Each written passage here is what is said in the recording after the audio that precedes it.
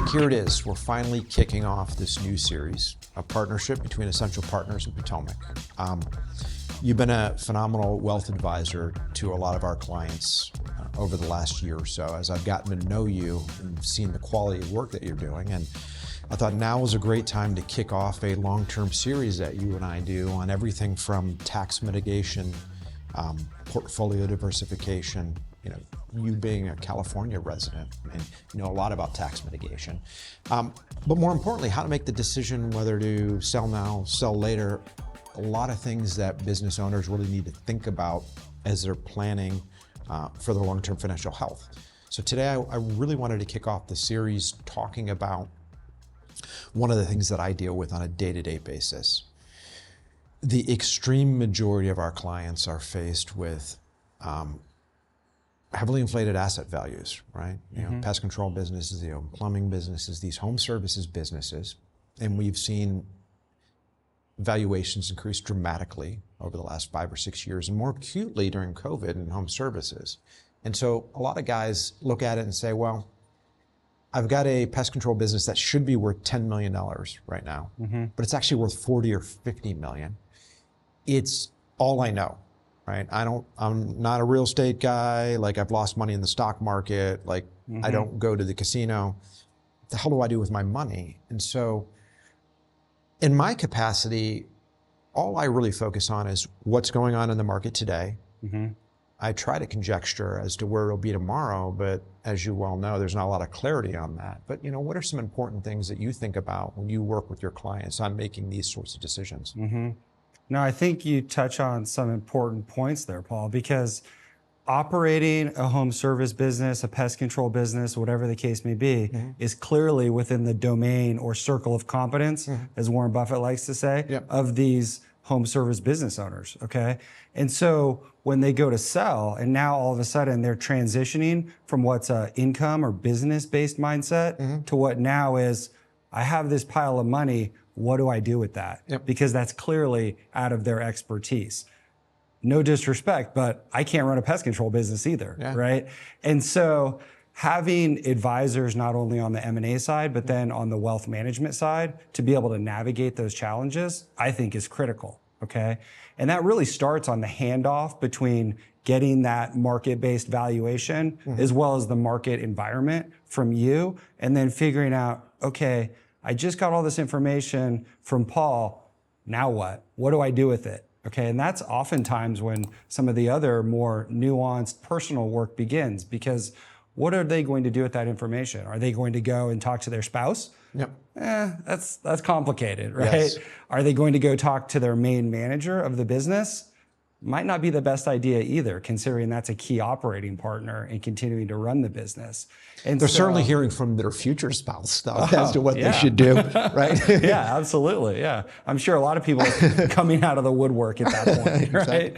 And so, so really helping to navigate that process through quantitative-based scenario analysis, I think, is a great first step for some of these owners. Let's talk about that for a second, because I legitimately do not know what it is that you do behind the scenes. When the instances where you and I have been involved with mutual clients, they come to us and they say, hey, am I ready to sell? Like, what do I need to do to my business? What is this thing worth today?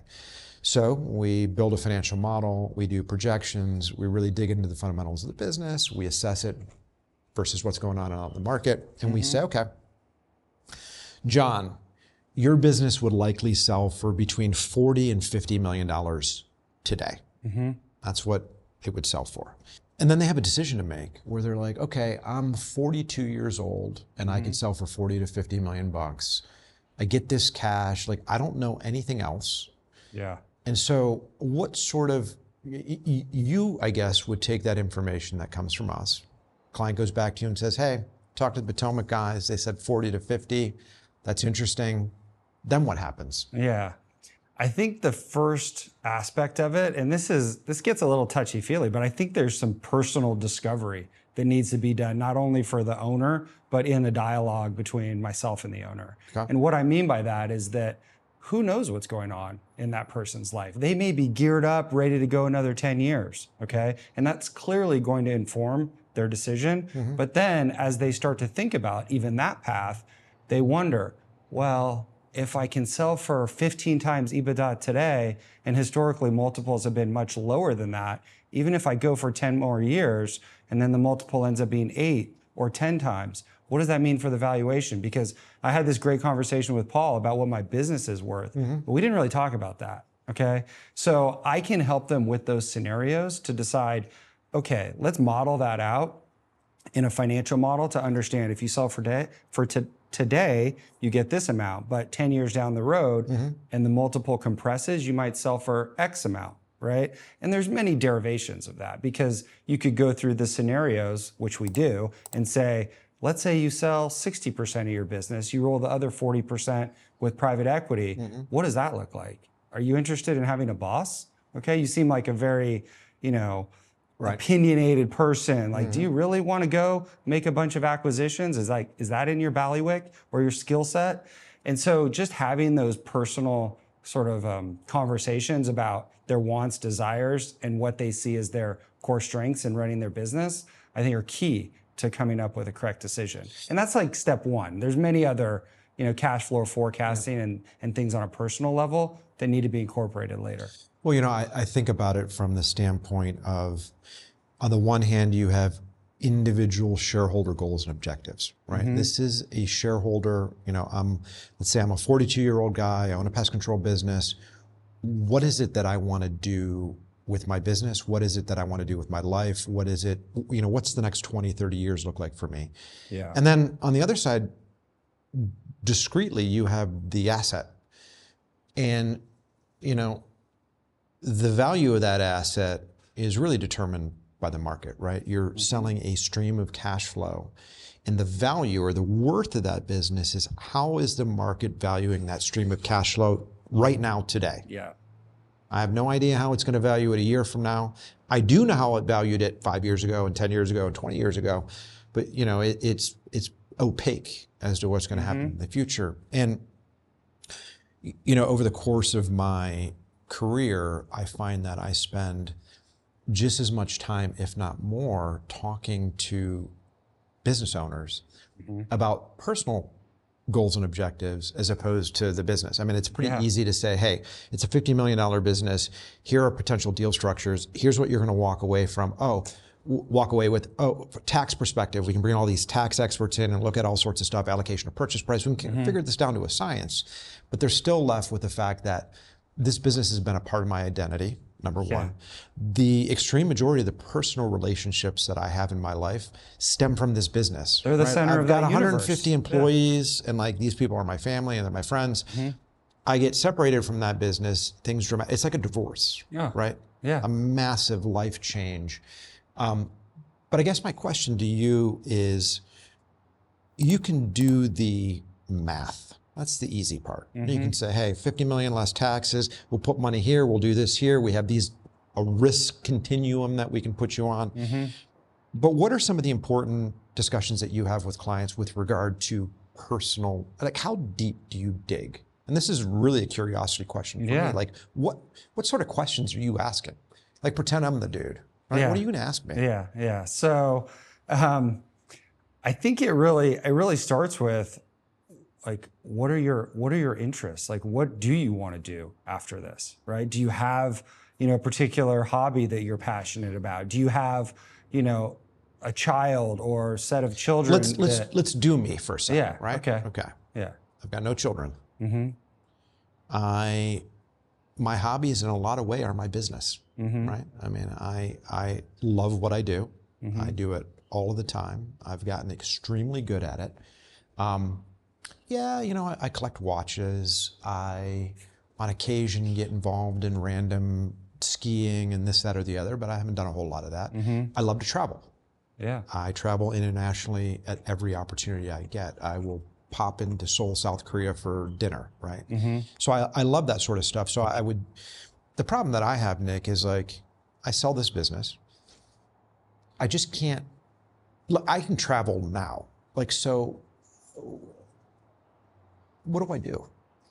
So I think, in a situation like that, like you have to think you love the business, you love actually being around the business.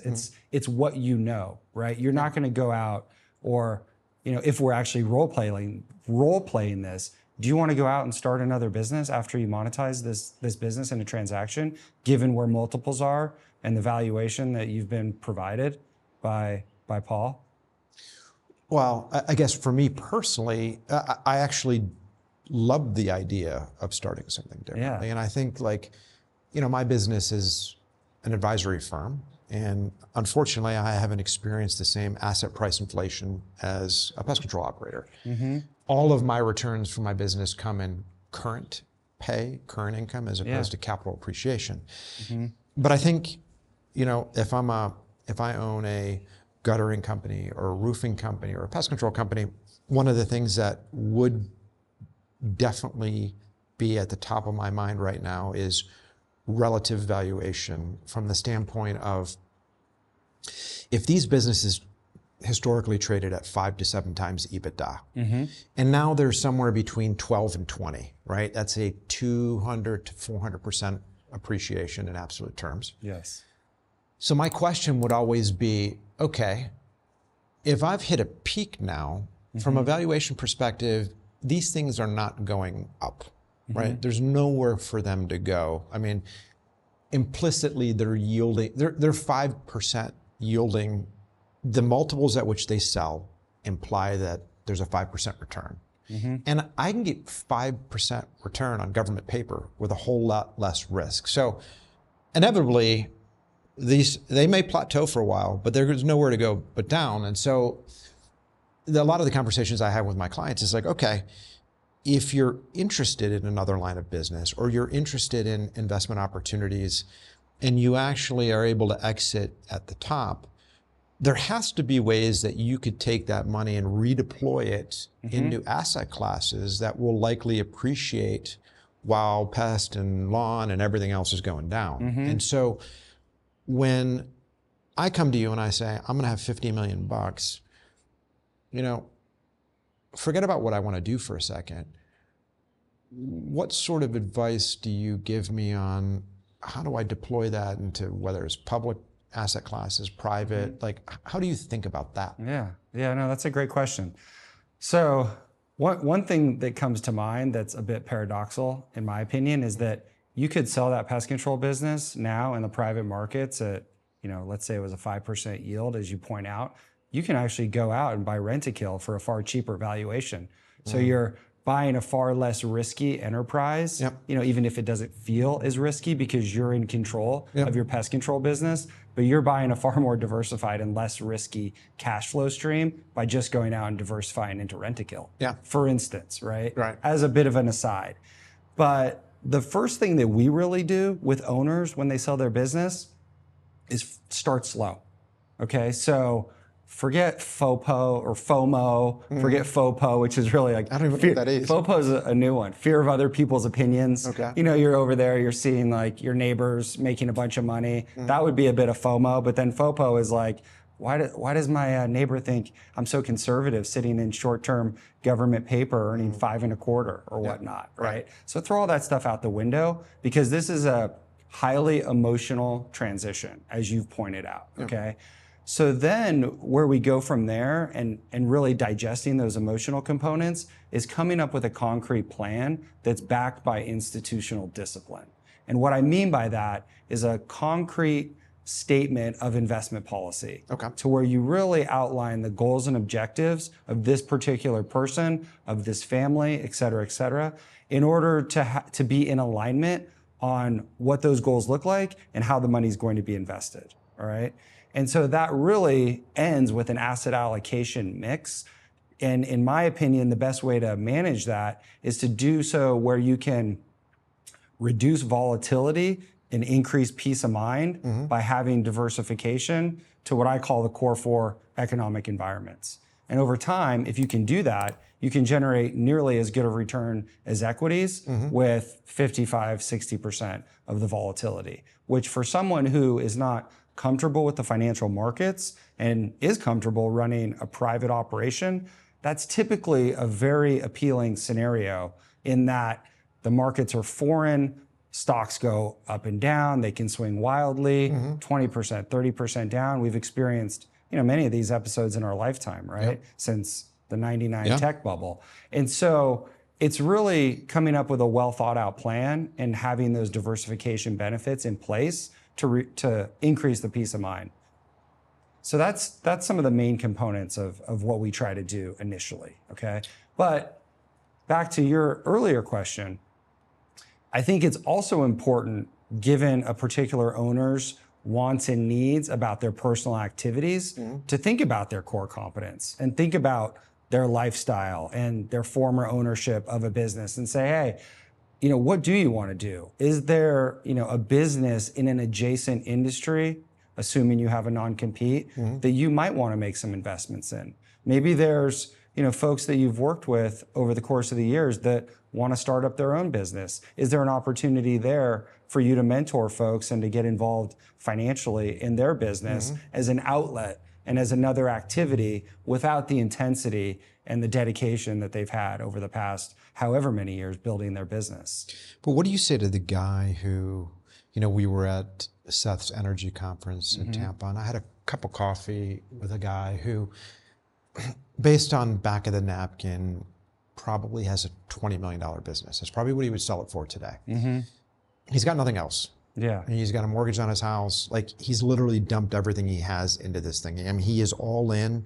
That thing blows up tomorrow, he's gonna be in the soup line. And so what do you say to a guy like that who says, well, Paul, I might be interested in selling this year. I might be interested in selling next year. I might be interested in selling 5 years from now. I'm not sure. I'm trying to develop a relationship with you because I want to understand what it is that I need to do, and I want to be best positioned for when I ultimately pull the trigger. What do you say to a guy like that who says, Nick, I don't even know why I need to talk to you because I literally have shit. I don't have anything. I've got, 100 grand in my bank account. Now I have a valuable business, but there's nothing for you to manage. Yeah. No, that's a good question. But the reason they need to talk to me is because, one, I can help them process that decision, right? So taking these personal factors, taking the scenario analysis and the business factors into consideration to help them process that decision.